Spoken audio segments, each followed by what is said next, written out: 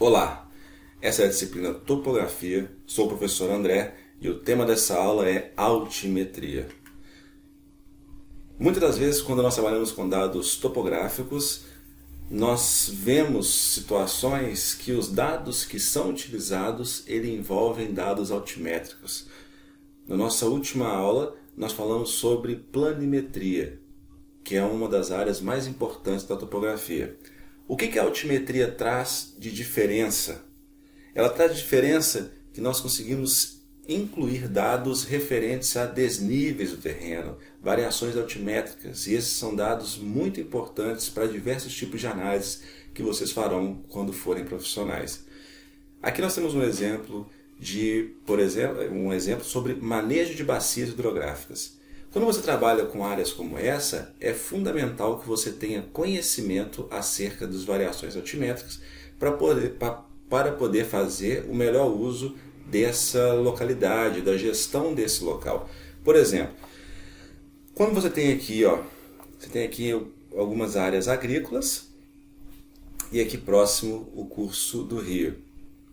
Uma das informações que você pode utilizar a partir da altimetria é qual seria a área alagável em função desse rio no momento onde houver seu período de cheia. Isso é informação que nós podemos estimar a partir de dados altimétricos. Qual que é o fluxo de direção de escoamento desse rio? Qual que é, por exemplo, o gradiente ideal de plantio ou qual tipo de cultivo que é ideal de plantio para essa localidade? Então tudo isso são informações que nós podemos extrair através de altimetria. Outra informação muito interessante é para plantio por métodos de inundação. Essa é uma imagem que eu tirei em Cachoeira do Sul, no Rio Grande do Sul. E você olha para isso, caso você seja uma pessoa que nunca tenha visto um plantio desse jeito, pode vir a achar que isso seja uma área que foi simplesmente alagada. Mas na verdade não, isso foi feito de forma controlada e intencional. Nesse caso, de forma com a intenção de que isso fosse dessa maneira. Aí é uma área onde há plantio de arroz. Então, se você olhar com mais detalhe, você repara que são justamente as linhas onde existem superfícies acima da lâmina da água e aqui uma área com armazenamento de água. Isso tudo são áreas onde foram feitos os plantios e se não fossem utilizadas as informações altimétricas desse local, correria o risco, por exemplo, de um período de chuva muito intensa, caso a área fosse alagada, por exemplo, alagar essa região onde estão aqui provavelmente os silos e as áreas de escritórios. Isso não é interesse dessa propriedade que essas áreas com os escritórios aqui fossem, por exemplo, alagadas. Tudo isso é feito de forma calculada. Inclusive, essas superfícies que existem, essas proteções, isso aqui além de servir para fazer como se fossem espécies de escalonamentos para barrar a água em diferentes níveis, ele também fica alguns centímetros acima da lâmina d'água, protegendo também para a questão do vento. O vento nessas regiões, eles podem ser muito fortes e acabam movimentando muito e tornando uma turbulência nessa água superficial. E dessa maneira prejudica o cultivo. Então a água ficando mais estática torna melhor essa prática. Então são tudo elementos que são utilizados através de dados altimétricos. Outro exemplo em Candelária, no Rio Grande do Sul também. Essa é uma propriedade pequena, mas muito interessante porque ali são aplicados conhecimentos que muitas vezes a gente nem associa, mas tem a altimetria ali muito bem aplicada. Aqui você tem uma área alagada e para que não ocorra o extrabordamento dessa água e que ela chegue, por exemplo, em locais que não é de interesse, aqui do lado tem esse mecanismo extremamente antigo, simples, barato, mas eficaz. Esse é o famoso ladrão. Então esse mecanismo tem a função que o nível da água, aqui um exemplo dele no zoom, inclusive estava saindo água no momento, o mecanismo tem a intenção que essa água aqui nunca passe do nível que estiver esse procedimento, de forma que você garante que não vai haver aqui um transbordamento e inundação de áreas que você não tem interesse. Então, tudo isso utilizando métodos altimétricos. Um outro exemplo é no aterro sanitário em Ipatinga, aqui em Minas Gerais, onde quando você olha um aterro feito de forma controlada, cada camada dessa, ela possui aqui uma espessura calculada, de forma que no final formam-se patamares compostos por esses resíduos que foram armazenados, compactados e aterrados de forma controlada. É fundamental esse procedimento para que não se chegue aqui no final, por exemplo, e gere aqui uma declividade propícia ao desmoronamento. Outra aplicação de dados altimétricos muito importante são quando você passa em locais muito íngremes e possuem estradas, é muito comum você ver aqueles taludes enormes. A recuperação de talude ela é fundamental que antes de ser feito essa recuperação, que é esse processo de cobertura superficial, que seja feito aqui um projeto onde se calcula qual deve ser a declividade máxima para que não ocorra o risco de cair e de colapsar esse talude. Isso é fruto de dados altimétricos. Um outro exemplo voltado aqui para a área agrícola são os plantios de café em Araponga, Minas Gerais. Araponga fica localizada ali na região da Zona da Mata e essas regiões elas são muito famosas pela qualidade de seus cafés. E aqui quando você olha, você repara que o café ele está plantado justamente em quê? Em curvas de nível. Ele segue o nível da curva. Dessa maneira você garante com que exista um melhor uso do solo, uma menor propensão a práticas erosivas e isso traz benefícios significativos a longo prazo para a gestão dessa cultura. Então, nós podemos ver que os dados altimétricos eles são muito importantes, eles auxiliam em diversas situações. Um outro exemplo é na instituição, por exemplo, de uma usina hidrelétrica. Quando você vê uma usina, geralmente o pessoal mostra essa imagem, que é aqui a parte onde tem aqui os vertedouros, as barragens, as comportas, e aí você pensa assim, olha, essa é a barragem, ok, mas a usina hidrelétrica, para que aqui ocorra essa captação de água, você tem uma área que vai haver então o alagamento. E uma das importâncias dos dados altimétricos é a possibilidade de você estimar qual é a área potencialmente impactada por essa ocorrência. Então, quando você pega aqui o exemplo de Itaipu, Itaipu fica ali na fronteira do Brasil com o Paraguai, na região do Paraná, Foz do Iguaçu. E é muito interessante que essa barragem ela tem aqui aproximadamente 3 km essa estrutura. Só que quando você olha aqui, é como se fosse uma rolha. Então esses 3 km vai ter um efeito similar quando você coloca ali uma rolha para tampar o escoamento de água em um tanque de água, por exemplo. Só que essa rolha, no caso aqui, entre aspas, obviamente, dessa usina, ela vai fazer com que uma área enorme seja alagada. Repare aqui, ó, aqui é onde está localizada a usina e toda essa área aqui foi a área alagada resultante desse processo de aumento do nível da água. Quando você olha para isso daqui, você consegue ter uma noção que é muito extensa. Tirando mais ainda o zoom, aqui está a usina e aqui ainda tem uma área que você vê que está muito mais largo o leito desse corpo d'água, que é justamente em função da área alagada. Fazendo uma linha fictícia aqui reta, nós chegamos a ter aqui 124 quilômetros de distância entre esse ponto aqui e a usina hidrelétrica de Itaipu.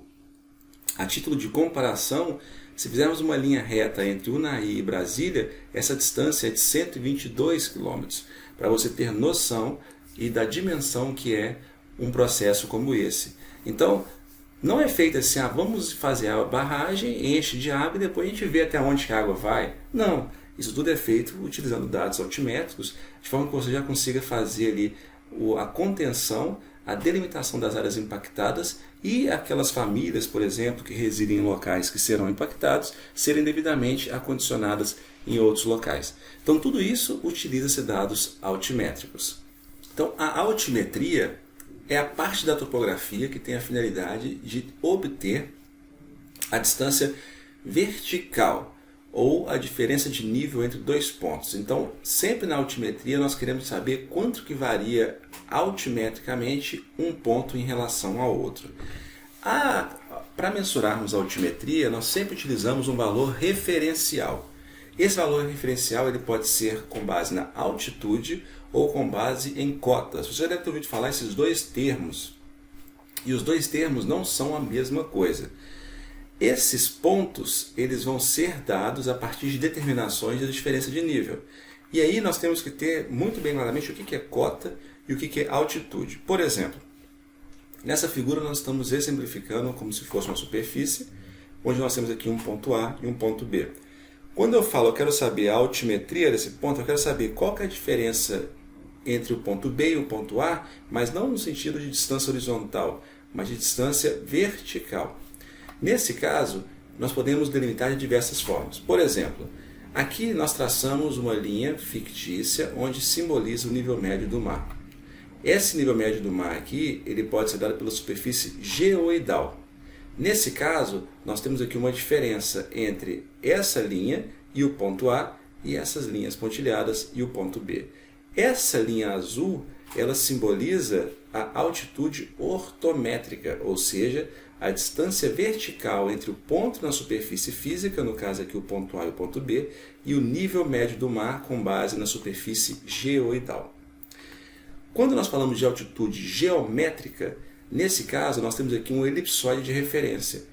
Lembre-se lá nas nossas aulas iniciais, existem diversos elipsoides de referência, e aí no caso aqui um elipsoide de referência melhor ajustado para esse local. Então essa linha preta aqui, ela vai ser dada justamente o que? Vai ser a altitude dada a partir da distância vertical entre o ponto na superfície física e um elipsoide de referência. Aqui, por exemplo, quando você obtém uma altitude a partir de um GPS ou um GNSS, essa altitude ela é feita com base nessa referência elipsoidal. A cota, então nós pegamos aqui e traçamos um plano arbitrário, ou seja, qualquer ponto que você queira definir como sendo o seu ponto referencial de altitude, e essa superfície de nível ela vai ser comparada com base nesse ponto arbitrário. Isso é muito útil quando você está fazendo um levantamento altimétrico, mas você não tem condições de ter a altitude verdadeira. Nesse caso, para você não deixar de fazer, você utiliza um ponto referencial e toda variação altimétrica ela vai ser dada com base em uma referência estática, e aí no caso você vai ter a cota e não a altitude. Então, temos aqui elipsoide de referência, nível médio do mar e o plano de referência. Para nós determinarmos a cota ou a altitude, nesse caso, quando você conhece a altitude ou a cota, por exemplo aqui do ponto A partir do desnível, ou seja, a diferença de nível entre o ponto A e o ponto B, você vai poder estimar qual que é a altitude ou a cota do ponto B. Nesse caso, a altitude aqui do ponto B, ela vai ser justamente dada a partir da altura do ponto A, mais essa diferença de nível entre o ponto A e o ponto B.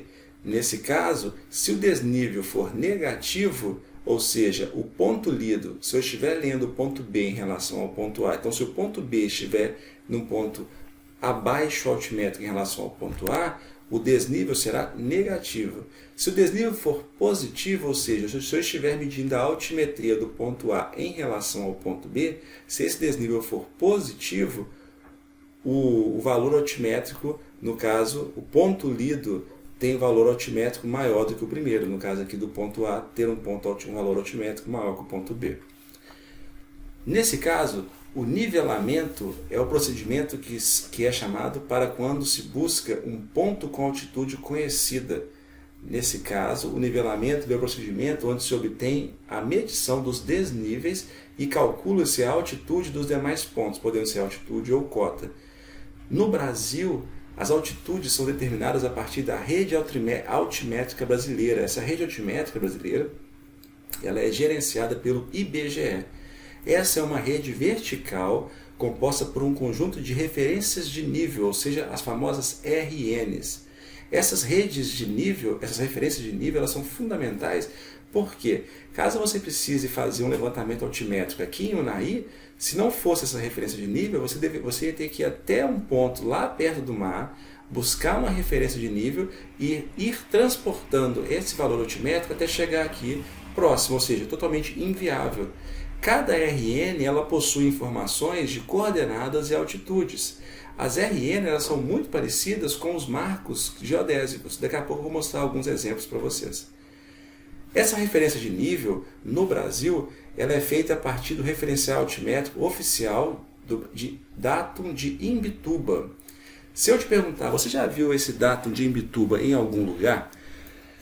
Você vai falar assim, não, nunca vi, desconheço tal informação. E aí eu vou falar com você, negativo, você já viu isso, mas não está lembrado. Quer ver, por exemplo, onde que foi? Então essa aqui é a carta de Unai. Nessa carta de Unai, você viu a informação sobre Imbituba, que é aqui, ó. Quando nós olhamos aqui as informações referentes à curva de nível, projeção, aí está aqui, ó, Datum vertical, Imbituba, Santa Catarina. Isso significa justamente a relação a esse referencial aqui, ó, o Datum de Imbituba. O referencial altimétrico oficial do Brasil é justamente o Datum de Imbituba. Isso significa que toda a altitude estimada no Brasil, ela pode ter como referência esse Datum de Imbituba. O nível médio do mar, no caso, para gerar esse datum, ele é observado através do marégrafo que está localizado em Imbituba. Essa figura aqui ela é apenas para exemplificar e para simbolizar como que funciona um procedimento de obtenção dessa informação. Então, o que acontece aqui? Ó? Como que eles obtiveram esse referencial altimétrico do datum de Imbituba? Em Imbituba, possui um equipamento similar a esses aqui. Ó. Então, lá você tem aqui o nível médio do mar, aqui o nível do mar, desculpa. Então esse nível do mar, ele está lá. Só que quando você olha o mar, ele varia ao longo do dia e ao longo do ano. Isso significa que quando você chega lá de manhã, esse nível do mar está num ponto e de tarde está no outro, que são as variações das marés. Então você não pode chegar lá simplesmente agora, ver onde que a água está batendo e falar, esse aqui é o nível do mar. Não, se você fizer isso, essa informação estará incorreta. Por essa condição, é fundamental que você faça o quê? Utilize um marégrafo, que é um equipamento que vai medir a variação do nível do mar. Então esse marégrafo capta essa informação durante aí 10, 20, 30 anos e a partir desse tempo é possível avaliar qual que foi o ponto médio de variação desse nível do mar. Então a partir desse ponto médio é considerado então como sendo o nível médio do mar. Então, se eu sei que, por exemplo, aqui é o nível médio do mar, se eu instalar uma régua aqui, eu consigo, então, a partir dessa régua, obter a variação de, por exemplo, uma RN. Então, aqui foi instalado, por exemplo, uma RN, a RN 0.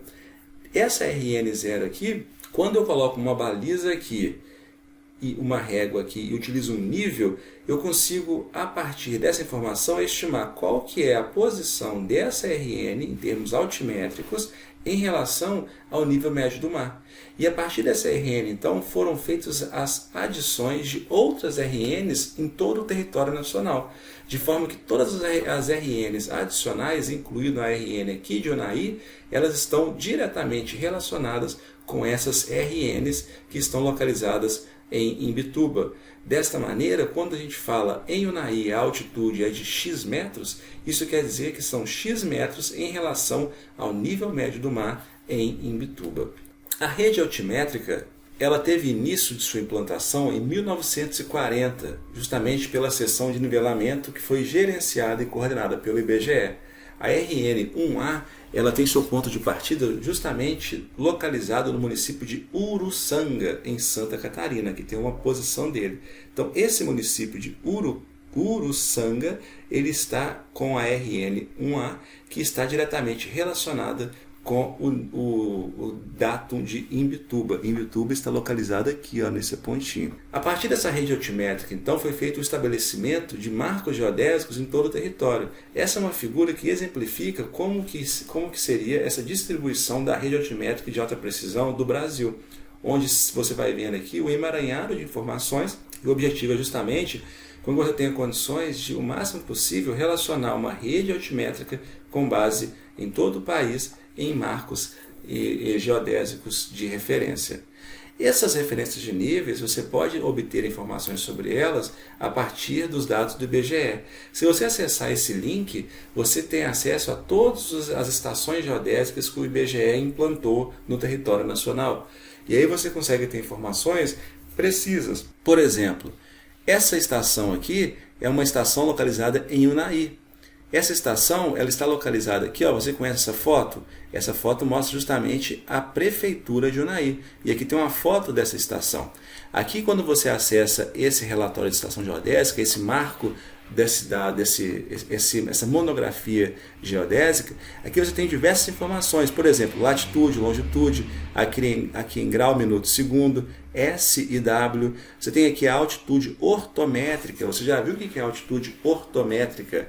Aqui você tem, por exemplo, o datum de referência, ou seja, o elipsoide que foi utilizado como referência, o Sirgas 2000. Aqui você tem a coordenada UTM, UTM-E e UTM-N, 6 dígitos, 7 dígitos, meridiano central. Então são todas informações que você já aprendeu no início da disciplina a mensurar. Então essas informações são fundamentais. Então, por exemplo, a altitude ortométrica da prefeitura de Unai, ela está a 574,9194 metros. Então eu sei que essa é a altitude do ponto localizado na praça da prefeitura.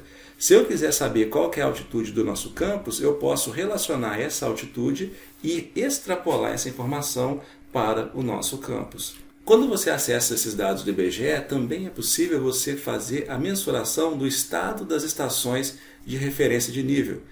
Em Unai, por exemplo, existem 148 estações de referência de nível.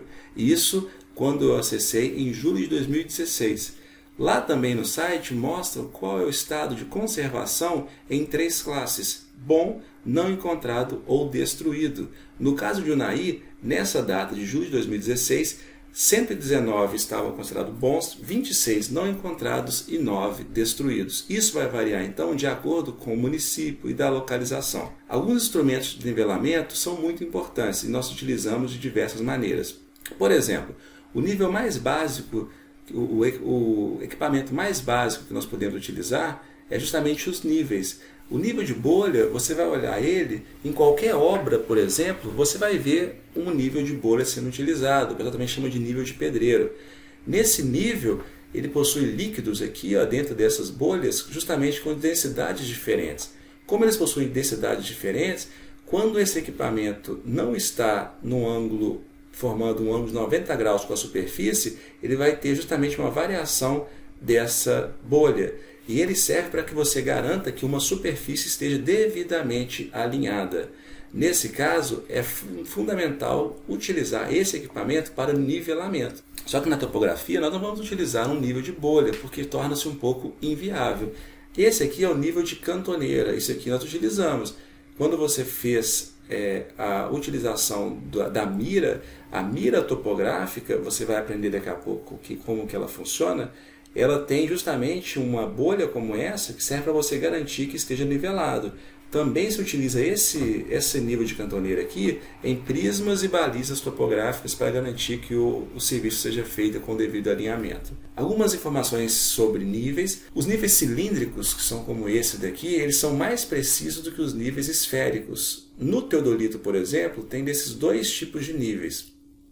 Quando você olha para ele, você vê justamente que quando nós fazemos o ajustamento do tripé, nós ajustamos olhando para esse nível aqui.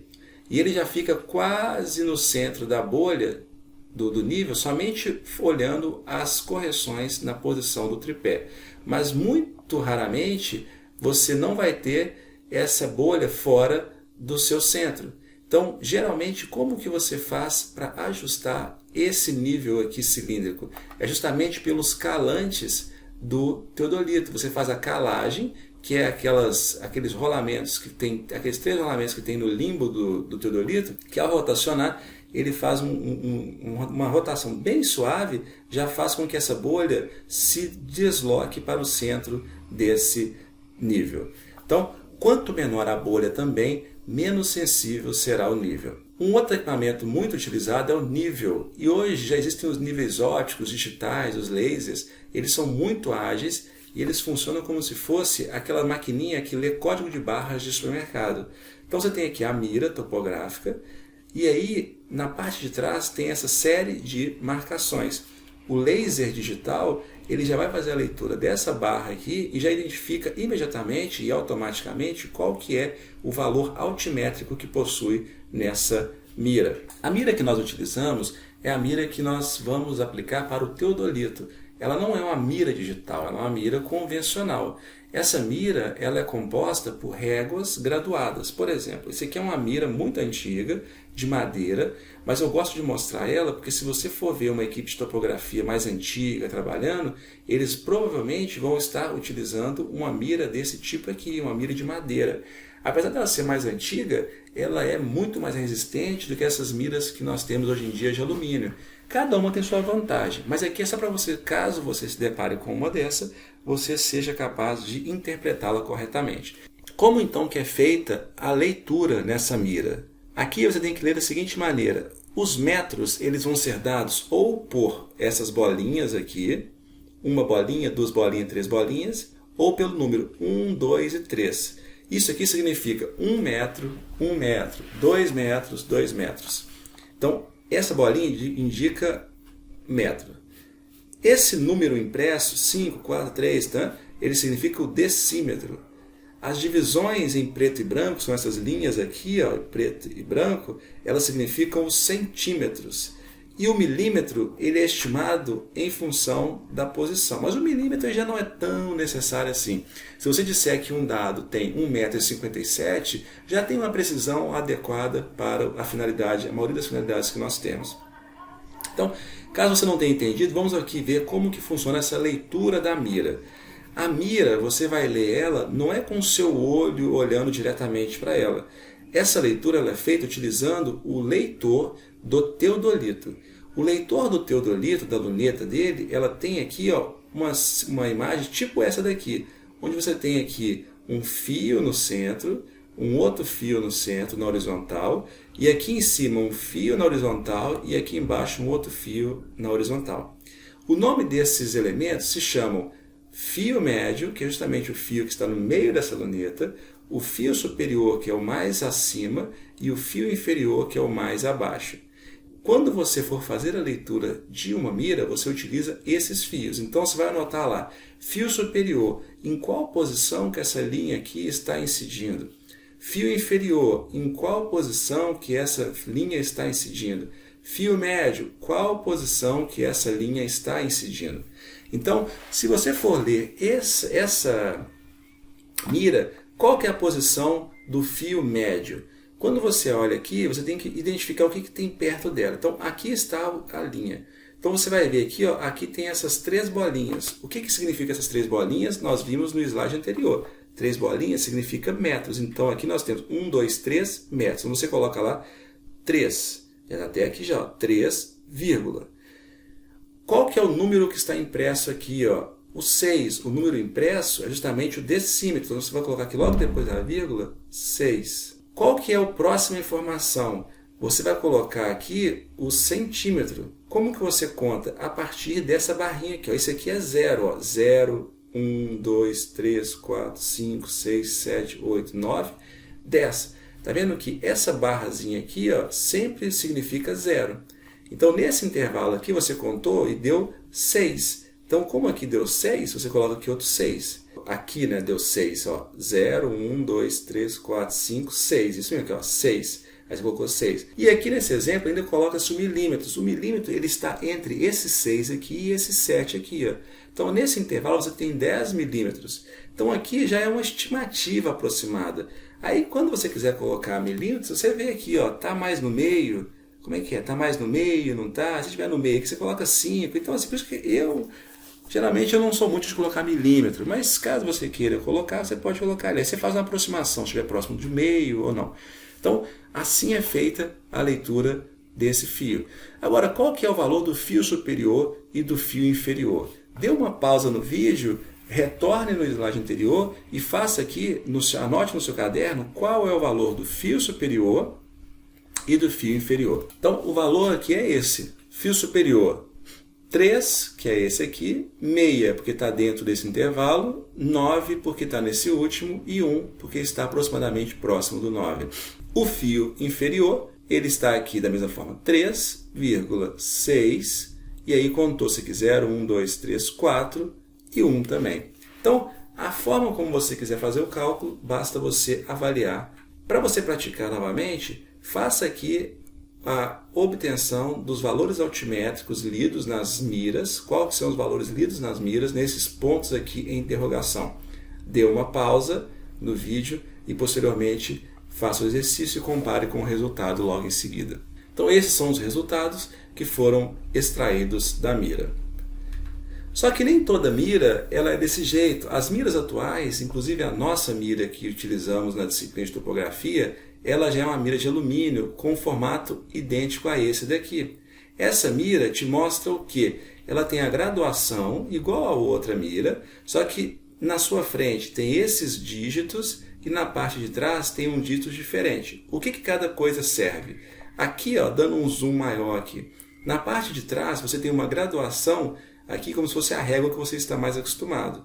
É muito comum você ver o pessoal lendo na disciplina, vai fazer a leitura, às vezes a pessoa fica com medo de ler aqui nessa frente e ler aqui na parte de trás para poder garantir. Mas isso aqui não é o adequado. Geralmente é ideal ler aqui atrás quando você está posicionado com a mira muito perto do teodolito, de forma que o zoom fica tão grande que você não consegue enxergar a diferença entre um e o outro. Aí você vira para ficar mais fácil. Mas é muito mais fácil você aprender a ler com a forma normal, que é essa frente dela. Já a frente dela é desse jeito aqui, ó. Então repare, você tem aqui a mesma informação do outro. Quando você vai fazer a unidade, você vai sempre colocar primeiro o número, era até mais fácil. O número que vier primeiro aqui é o valor em metro. Então aqui, por exemplo, 0, aí você colocaria 0,9. Se fosse aqui em cima, seria 1,0. E aí você vai, para poder fazer o centímetro, você vai fazer a mesma coisa. Você vai contar sempre nessa linha aqui como sendo 0. 0, 1, 2, 3, 4, 5, 6, 7, 8, 9, 10. Repare que aqui começa tudo de novo. 0, 1, 2, 3, 4, 5 e assim sucessivamente. Então, para você praticar, quais são os valores lidos na mira nesses 3 pontos aqui? Dê uma pausa no seu vídeo, faça o exercício e posteriormente continue. Então, os valores lidos foram, nesse primeiro ponto aqui, 1,01 centímetro, nesse segundo, 0,98 centímetros e nesse terceiro, 0,86 centímetros. Aí você pensa, poxa, mas como é que eu vou saber que aqui embaixo é 0,86? Isso é uma régua, é uma mira, então é sequencial. Se aqui é 0,9, aqui eu não preciso nem te mostrar nada, porque você já sabe que essa informação aqui embaixo vai ser 0,8.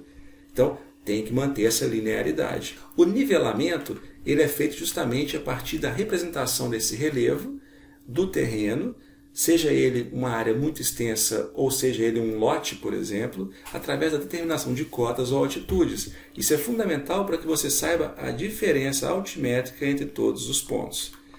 A representação do relevo por cotas, nesse caso, nesse tipo de trabalho que você utiliza a cota, é comum você utilizar uma comparação arbitrária. Então, por exemplo, eu quero fazer aqui um trabalho para fazer a quantificação de volume de terra que vai ser utilizado para aterrar um lote.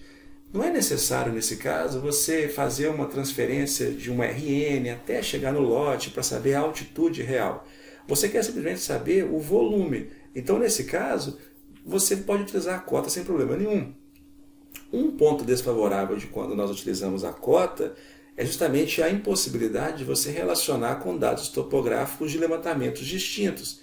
Porque caso você não tenha condições de fazer uma relação entre um e outro, você não consegue saber, por exemplo, se existe uma relação de um ser mais alto e o outro ser mais baixo. Afinal, essas comparações, no caso da cota, são através de superfícies arbitrárias. Por exemplo, eu tenho um levantamento 1 e um levantamento 2. No levantamento 1, o ponto A ele tem cota de 200 metros e no ponto B tem cota de 150 metros. No levantamento 2, o ponto A tem cota de 90 metros e o ponto B tem cota de 120 metros. Repare que é muito tendencioso de nós dizermos que o ponto A, no levantamento 1, os pontos estão mais altos do que no levantamento 2. Mas isso é uma cota. Nada garante que, por exemplo, a cota de referência do ponto A e do ponto B do levantamento 2 esteja num local que a altitude seja 2 vezes maior do que do levantamento 1. Então nós não podemos fazer comparações, por exemplo, entre o levantamento 1 e o levantamento 2. Se no levantamento 1 o ponto A e o ponto B estiverem com cotas referentes ao mesmo ponto arbitrário de referência, aí nesse caso eu posso dizer que o ponto A é mais alto que o ponto B, tem altitude maior. Mas se dentro do levantamento 1 o ponto A tem uma cota com base em uma referência e o ponto B tem uma cota com base em outra referência, eu não posso nem dizer que o ponto A possui um valor altimétrico superior ao do ponto B. Sempre tem que ter a mesma referência. Quando eu represento um relevo por base na altitude, no caso a altitude ela é com base em alturas absolutas, ou seja, sempre com base no nível médio dos mares. Se as altitudes elas são com base em referências absolutas, isso significa que é possível relacionar, por exemplo, diferentes dados topográficos provenientes de frutos de dados altimétricos diferentes, porque todos eles estão referenciados ao mesmo dado referencial que é o nível médio do mar. Então são superfícies de comparações fixas. Por exemplo, levantamento 1, levantamento 2. Ponto A. Os 4 pontos continuam tendo os mesmos valores altimétricos. A diferença é que aqui agora, ao invés de ser cota, estão todos em altitude.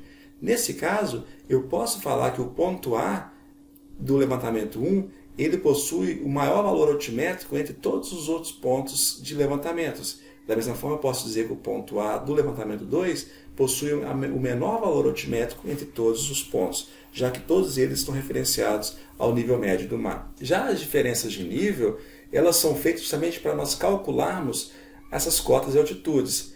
Só que para isso, nós temos que primeiro determinar quais são as diferenças de nível entre os pontos que definem o terreno. Por exemplo, nesse caso, nós vamos utilizar a distância vertical que separa os pontos topográficos que nós estamos considerando no levantamento topográfico. Nesse caso, essa diferença de nível ela pode ser negativa ou positiva, nós já vimos isso lá um pouco atrás. Isso vai variar conforme a referência do ponto lido em referência ao ponto inicial. Suponhamos que nós queremos fazer aqui uma diferença de nível nesse relevo. Ele possui variações. Nesse caso, eu tenho aqui então ponto A, B, C e D. Para eu fazer aqui o nivelamento dessa área, eu tenho aqui então, por exemplo, uma superfície de referência. E aqui eu determinei que essa superfície de referência aqui, ela vai servir de referência para todos os outros pontos. O ponto A aqui, que é meu ponto inicial, ele tem então 10 metros de referência em relação a essa superfície. Como ela é arbitrária, eu defini sendo como cota. Então a cota do ponto A é 10 metros. Para eu obter então a cota dos outros pontos, eu traço aqui então uma linha imaginária que vai servir de referência com base no meu ponto A. E aí, nessa linha imaginária, eu vou posicionar todos os meus pontos, o D, o B e o C. E nessa linha imaginária, todos os pontos vão ter uma referência com base no ponto A. Então, veja bem, nesse caso aqui, o ponto D ele não está numa posição inferior altimetricamente do que o ponto A. Então, aqui você tem 2,15 metros de diferença do ponto D para o ponto A. O ponto B ele possui 1,75 m a mais do que o ponto A e o ponto C possui 2,65 m a mais do que o ponto A. Então, esse é o primeiro ponto. Aqui nós podemos considerar que todos esses pontos aqui, eles também estão diretamente relacionados a essa mesma superfície de referência, já que a mesma superfície serviu como base para todos eles. O nivelamento ele é a determinação da diferença de nível entre esses dois pontos ou mais nesse terreno. Essas diferenças podem ser determinadas de forma direta ou indireta, e aí vai depender do método que você se utilizar. Por exemplo, barômetros são métodos indiretos, através da pressão. Então, cada um vai ser um método que vai ser melhor ajustado à sua condição. No nivelamento direto ou trigonométrico, essas diferenças de níveis elas são determinadas por instrumentos, sempre com base em retas, ou seja, formas geométricas que são delimitadas na superfície, de forma que você consiga, a partir de trigonometria, estimar valores e diferenças de níveis entre todos os pontos. Aqui tem alguns tipos de nivelamentos, desde o direto, que com base no geométrico, trigonométrico, que é indireto, taquiométrico, barométrico, e aqui o GNSS, que são os levantamentos de nivelamento a partir de dados por satélite. Aí nesse caso não necessita de visada e aí vai depender da precisão do equipamento em questão. Por exemplo, um GNSS de navegação, ele tem uma precisão altimétrica muito ruim. Então assim, você pode usar para algumas finalidades que não exerçam precisão. Mas se você utiliza um GNSS geodésico, aí você já tem precisão de milímetros. Com ele então é tranquilo você trabalhar. Então cada um aqui vai ter um ponto positivo, um ponto negativo, e o seu uso ele torna-se mais ou menos adequado dependendo da sua intenção. A precisão então depende do método, mas em termos convencionais, os geométricos eles vão ter maior precisão do que comparado, por exemplo, a métodos barométricos que vão utilizar somente a variação da pressão atmosférica. Aqui algumas classes de nivelamento, a NBR 13133 traz lá 4 classes de nivelamento e aí o nível de exigência conforme a classe de nivelamento. Obviamente, a precisão que você vai adotar em um nivelamento vai depender justamente da finalidade. Se a sua finalidade requer um detalhamento muito elevado, aí você vai ter que utilizar uma classe que exija um nivelamento de altíssima precisão. Mas caso não tenha essa precisão e você possa utilizar de uma precisão menor, você pode utilizar uma classe que seja de acordo com o seu interesse. A diferença de nível, então, vamos dar um exemplo aqui de como que ela é feita no campo. Então você tem aqui um exemplo de um topógrafo, está posicionado com o seu equipamento e quer fazer a medição do relevo desse local. Então aqui tem a mira A no ponto A e no ponto B. Nesse caso, foi feita então a medida do ponto A e do ponto B. Repare que essa linha tracejada vermelha, ela fica no nível do teodolito e no ponto que ela coincidir com a mira, são feitas as leituras no ponto A e no ponto B. O ponto A, como ele está abaixo do ponto B, ele possui um valor ali de diferença de nível de 2,80 e no ponto B de 1,70 m. Nesse caso, a diferença de nível entre o ponto A e o ponto B é de 1,10 m.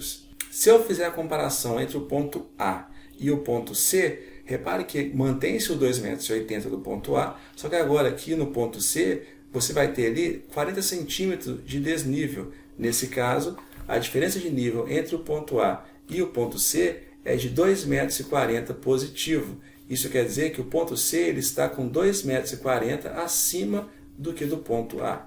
Se eu fizesse aqui do ponto A para o ponto D, no ponto D essa leitura deu 3,40 m.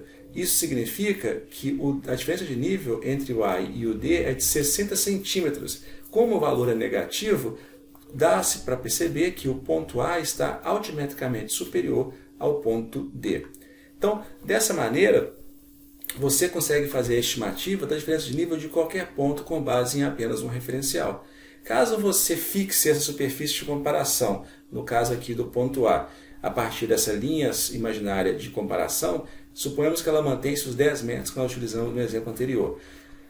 Nesse caso, a cota ela pode ser extrapolada para todos os pontos. Aqui, então, seria da seguinte maneira. No ponto A cota é de 10 metros. No ponto B, a cota dele vai ser igual à cota A, que é de 10 metros, mais a diferença de nível de A para B. Nesse caso, você sabe que a cota é 10 metros e você já obteve que a diferença de nível é de 1,10 m. 1,10 m mais 10 metros, a cota então do ponto B é de 11,10 m. No ponto C, a cota dele será a cota do ponto A mais a diferença de nível entre A e C. Nesse caso, 10 metros mais 2,40, 12,40 m. No ponto D, será da mesma forma, cota do ponto A menos a diferença de nível AD. Por que menos? Porque nós já vimos que a cota aqui ela é negativa, a diferença de nível. Então, nesse caso, aqui nesse ponto imaginário, que está acima do ponto D, seria 10 metros. Como ele está 60 centímetros abaixo, a cota do ponto D passa a ser, então, 9,40 m. Repare que todos os pontos possuem relação entre si com base na sua diferença de nível. A diferença de nível parcial, ou seja, não fazendo igual esse exemplo anterior, onde todos os pontos eram com base nesse ponto A aqui, você pode fazer também parcialmente. E o resultado vocês vão ver que vai ser a mesma coisa. Por exemplo, diferença de nível entre A e B. E aí, ao invés de você manter o ponto A fixo, você pode fazer a diferença de nível entre B e C. Nesse caso aqui, ó, a diferença de nível entre B e C é de 1,30 m. A diferença de nível entre C e D, ela é aqui no caso de 3 metros. Só que quando você avalia isso com base na cota, você vai ver que vai dar o mesmo resultado. Então repara, 10 metros é a cota do ponto A. No ponto B, nós estimamos que a cota aqui é de 11 metros e 10 centímetros, que é o valor da diferença de nível entre os dois pontos. Na cota do ponto C, vai ser a mesma coisa. Vai ser a cota de B mais a diferença de nível de B para C. No caso aqui, então, 11 metros e 10 centímetros, mais 1,30 m, 12 metros e 40 centímetros. E no ponto D, mesma coisa. Cota do ponto C, 12 metros e 40, menos 3 metros, o resultado, 9 metros e 40 centímetros. Se você reparar com o slide lá anterior, são os mesmos valores de diferença de nível obtido no método parcial, quanto no método onde você manteve fixo aqui, todos em referência ao ponto A. Então está aqui ó, o que eu acabei de chamar a atenção. No primeiro método, onde você obteve a cota de forma fixa no ponto A, e aqui parcialmente. Os valores são os mesmos das diferenças de nível, porque a área é a mesma. A irradiação altimétrica ela também ocorre igual você pode fazer a irradiação planimétrica. Nesse caso, ele vai ter o foco nas diferenças de nível e não mais na obtenção das coordenadas de um ponto. As vantagens é que ele é simples, ele pode ser aplicado também em áreas relativamente planas, e aqui, por exemplo, você vai utilizar esse método para demarcação de níveis de corte, por exemplo. Você vai fazer um aterro, você tem que saber qual que é a área que vai ter que cortar e a outra que vai ter que aterrar. Isso é feito utilizando esse método de irradiação altimétrica. Isso nós utilizamos no nosso trabalho de barragens, onde após fazer o levantamento plano e altimétrico, sabe-se então qual é a variação altimétrica em todos os pontos naquela superfície. Por exemplo, suponha que você tem aqui essa área, e nessa área você tem o objetivo de nivelar o terreno. Então essa aqui é a área toda e você quer nivelar esse terreno. Você quer que no final ele fique lisinho, retinho, plano. Para isso você deve fazer a irradiação altimétrica. Um procedimento que pode ser feito é através da instalação do equipamento. Ele pode ficar dentro ou fora dessa área, tanto faz. E a partir desse ponto você vai obter a diferença de nível entre todos os pontos de interesse. Então, por exemplo, você tem aqui então todos esses pontos aqui, esses 12 pontos que foram obtidos leituras altimétricas nessa área. Então aqui nesse ponto A é onde está instalado o equipamento, ou aparelho. A partir desse equipamento aqui, nós vamos obter a diferença de nível para todos os pontos. Então, foi feita então a mensuração da cota de cada ponto, e aqui foi feita a leitura. Ó, estaca A, é onde está esse fixo, ponto 1, ponto 2, ponto 3 e até o último ponto. Em cada ponto foi obtida aqui a leitura da diferença de nível, 1,40, 1,55, a leitura, não a diferença de nível, a leitura da mira. A mira aqui obteve esses valores, 1,20 m, 1,60 m, e aí foi esses valores. Então todos esses valores foram obtidos dessa maneira. Qual que é a diferença de nível, então, de cada ponto em relação a A? Nesse caso, foi feita aqui, então, a quantificação dessa diferença de nível em cada ponto. Então, por exemplo, na leitura, no ponto A aqui, ele tinha 1,20. Então, ele vai ser considerado 0, porque ele é o referencial. O ponto 1, que está aqui, ó, ele possui na leitura na mira 1,60 m. Como ele tem 1,60 e a referência tem 1,20, deu então 40 centímetros de diferença de um para o outro. Então, a posição dele é mais 0,40. E aí você vai fazer isso para todos eles. Por exemplo, o ponto 4. Aqui, por exemplo, no ponto 4, a leitura da mira aqui deu 1,10 m. Isso significa que esse ponto 4, ele ficou aqui então com menos 0,10 centímetros em relação ao A. Então, o que significa esse valor positivo ou esse valor negativo? Se está positivo, quer dizer que esse ponto aqui, mais 0,40, ele está 40 centímetros acima altimetricamente do que do ponto A. Esse ponto 4 aqui, que está com menos 10, quer dizer que ele está com 10 centímetros a menos altimetricamente falando do que o ponto A. Então, no ponto aqui onde está positivo é a quantidade que você vai ter que cortar do solo. Nos valores negativos é a quantidade que você vai ter que aterrar no solo. Então aí, nesse caso, coloca-se, é muito comum fazer isso, coloca-se uma estaca em cada ponto desse e aí marca lá com uma tinta justamente a posição que a terra tem que chegar ou que tem que sobrar para poder você saber exatamente quando que vai finalizar essa etapa desse processo de corte e aterro. O nivelamento geométrico ele é feito da mesma forma, ele é feito de forma direta. O nivelamento geométrico ele é obtido a partir das diferenças de níveis obtidas em leitura de miras. É o que a gente fez no exemplo anterior. Se eu fizer aqui o nivelamento geométrico, eu posso fazer igualzinho foi feito aqui o exemplo da mira, do corte a aterro, e a partir dessas leituras aqui você sabe qual que é o valor. Por exemplo, o ponto 1 e o ponto 2, você tem aqui uma diferença de 35 centímetros em relação ao outro. Esse ponto 2 aqui, ele está 35 centímetros abaixo do ponto 1. Repare, se aqui você lê a mesma mira e nesse mesmo nível aqui fica em 2 metros, quer dizer que a base dela está numa parte mais baixa do que a outra que está numa base mais alta. Quais são os procedimentos do nivelamento geométrico? Um exemplo, temos aqui que fixar piquetes, por exemplo, a cada X metros. Você vai demarcar esses pontos conforme as características do terreno. Então, se é uma superfície muito plana, você pode marcar um piquete aqui e outro só no final. Mas como é uma superfície que tem uma variação altimétrica, o ideal é que cada variação altimétrica considerável você coloque um piquete para você conseguir determinar essa variação. Por exemplo, se eu pegar somente um ponto A e um ponto G, no meu traçado ele vai supor como se fosse uma linha reta. Ele não vai pegar aqui essas variações para menos e para mais aqui. Então, fazendo essa distribuição dessa maneira, você consegue determinar todas essas variações do relevo. Instala-se então o nível, por exemplo, numa estação 1. Dessa estação 1, você vai fazer a leitura primeiro desse ponto que está a ré, ou seja, o ponto anterior. Nesse primeiro ponto, vai ser feita a leitura do ponto A e nele vai obter a cota. Depois desse ponto, vai ser feita as leituras dos pontos intermediários.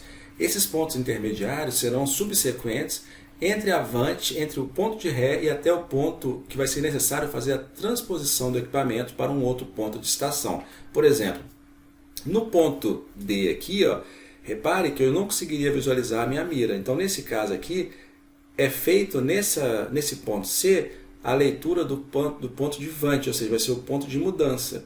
Isso serve para quando eu fizer a leitura, quando eu fizer a modificação da estação desse ponto para outro ponto, ela esteja diretamente relacionado a esse ponto de mudança. Então, fez-se a leitura do ponto do vante de mudança, posteriormente então vai fazer a modificação para uma outra estação de forma que consiga visualizar os outros pontos subsequentes. Então essa estação 2 ela tem que estar posicionada em um local que eu consiga ver o meu ponto que foi anteriormente na estação de mudança e que agora aqui vai passar a ser o ponto de ré. Então é feita uma nova leitura nesse ponto de ré e posteriormente nos pontos intermediários. Desse ponto aqui consegue-se ler esse ponto, D, o E e o F. E aí finaliza-se lendo aqui, no caso aqui nesse ponto G, sendo então o vante de mudança, ou então o último ponto onde vai ser feita a leitura. Repare que aqui, com 2 estações, conseguiu-se fazer a leitura de todos os pontos. O preenchimento da planilha, nesse caso, numa planilha de nivelamento aqui, ela vai ser feita da seguinte maneira. Você vai colocar quantas estações que foram feitas? 2. E em cada estação, quantos que foram os pontos lidos? Na estação 1, você leu o ponto A, o B e o C. Na estação 2, você leu também o ponto C, que antes foi vante, agora vai ser ré. Você leu o ponto C, o D, o E, o F e o G. Então aqui estão A, B, C, C, D, E, F, G. E aqui você vai ter uma coluna que se chama ré, outra vante e outra vante mudança. E aí a leitura que você fizer na mira é a leitura que faz e coloca aqui na planilha. Então, por exemplo, nesse ponto do estação 1 aqui, foi colocado aqui como ré 1,82, o intermediário 3,72,5, o vante de mudança 3,749. Aí o outro aqui, então você vai colocando exatamente como foi feito. Isso aqui é como se fosse o preenchimento que nós fazemos na planilha do levantamento planimétrico. Posteriormente é feito então os cálculos para correção do contranivelamento. Isso serve para quando você for fazer a validação, avaliar se existe algum erro que está inerente ao seu levantamento e caso seja necessário fazer correções. Esse contranivelamento ele é feito da seguinte maneira. É feito, então, a partir da leitura desses pontos que você está visualizando ali, na ré e mudança. Então, é feita essa leitura para obter aqui o valor, então, da ré. Então, no ponto 3, então aqui, ó, aqui eu finalizei como estação 2. Então, no contranivelamento, ele passa a ser, então, estação 3. É feita, então, a leitura em ré e coloca aqui, ó, ré. E é feita a leitura do vante de mudança. Coloca aqui, ó. Da mesma forma, muda-se para a estação 4, faz a leitura do ponto de ré, que está aqui, e faz a leitura do ponto de mudança. Dessa maneira, você foi e voltou no mesmo ponto e tem tantas leituras convencionais e as leituras para o contranivelamento. O cálculo do nivelamento ele é feito a partir, primeiro, da determinação da altitude do plano de visada, que nós vamos chamar de APV, e também da determinação das cotas dos outros pontos do nivelamento. Como que isso é feito? Olha aqui, nós temos o plano de referência, que é essa linha azul. Então, todos esses pontos A, B, C, D até G, eles vão estar com a sua altimetria referenciados a esse plano de referência específico. Nesse caso, o APV1 ele vai ser dado pelo quê? APV1 é justamente essa linha azul clara aqui. Ele vai ser a cota do ponto A, que está aqui, ó, o nível do solo que ele está, mais o valor lido na mira desse ponto A. Então, essas duas linhas, a linha verde mais a roxa, ela vai ser a mesma coisa que o APV1. No caso, a cota do ponto B, ela vai ser o quê? O valor do APV1, que vai ser todos os valores que estiverem nessa linha tracejada vermelha, eles vão ser referentes ao APV1. Só que aqui no caso, a cota, você tem que fazer o quê? É esse valor aqui, menos esse valor aqui, até tocar no solo no ponto B. E aí você vai fazer o que então? APV1 menos a leitura do ponto B na mira. No caso aqui da cota C é a mesma coisa, APV1 menos a leitura do ponto C. Para obter os valores de cota dos pontos subsequentes é a mesma coisa. Então faça a transferência aqui no caso, imagina-se aqui, qual que seria a posição na estação 2? O APV2 ele vai ser a cota do ponto C, ou seja, do plano de referência até a superfície aqui onde coincide com o ponto C, mais esse valorzinho aqui verde, que é justamente a leitura no ponto C. Isso tudo aqui, o verde mais o roxo, ele é a mesma coisa que o APV2. Posteriormente, tem-se aqui então as cotas de D até G, fazendo o mesmo procedimento que nós vimos no exemplo da estação 1. Dessa maneira, é feita a estimativa de todos os APVs. Por exemplo, vamos fazer aqui um exemplo da estação 1. O primeiro, a cota, ou seja, aquela linha de referência, ela tem 50 metros. Então, a cota do ponto A, ela vai possuir 50 metros. Então, todos os pontos subsequentes eles vão ter uma referência altimétrica com base nesse. Então, qual que vai ser o valor do APV1? Ele vai ser a cota do ponto A, que é 50, mais a leitura do ponto A, que foi o quê? 1,82 m, que foi o ponto de ré. Então, o APV1 vai ficar aqui, ó, valor 51,820. No caso aqui, o APV, a cota do ponto B, desculpa, ela vai ser o quê? Todos aqui vão ser o APV, mesma coisa, 51,82 centímetros. A cota desse aqui vai ser o APV1 menos a leitura. Qual que foi a leitura? Foi 3,725. Aí você faz esse valor, 48,095. Dê uma pausa no seu vídeo e faça todas essas planilhas, todas essas duas colunas preenchidas. Faça somente as duas. Vamos fazendo junto para você aprender direitinho. Faça essas duas colunas e depois retorne no seu vídeo. Nesse caso, então, a PV é a mesma coisa, a cota 48,071. No caso aqui da estação 2, o APV2 vai ser dado pela cota C mais a leitura de C. Então, qual que vai ser o valor da leitura aqui? Nesse caso, vai ser 48,071, que é a cota de C, mais a leitura 0,833, 48,904. Faça a mesma coisa, então a PV vai ser o mesmo valor para todos os pontos, faz a leitura, faz o cálculo das cotas de cada um dos pontos, seguindo o mesmo procedimento até o final. O contranivelamento você vai fazer utilizando o que? O APV3 ele vai ser dado em relação à cota G. a cota G mais a leitura G, então vai ser o quê? 44,914, que é esse valor, que é a cota G, mais o valor lido aqui, que dá 48,372. Nesse caso aqui, é a mesma coisa, a cota C, a PV3, menos a leitura, que é esse valor, você tem o valor da sua cota. Finaliza aqui então com o valor do APV da estação 4, cota aqui 48,071, mais o valor lido, e aí finaliza-se com a cota A. Repare que no final do contra-nivelamento, a cota estimada aqui foi de 50,004 e a cota de referência era 50 metros. Isso significa que existe uma diferença aí dentro dessa leitura. Nesse caso, como que nós vamos saber se o nivelamento fechou ou não? Fazemos então a cota final menos a cota inicial, a diferença foi de 0,004. Isso é aceitável ou não? A primeira coisa que a gente faz é avaliar se existe algum erro de cálculo.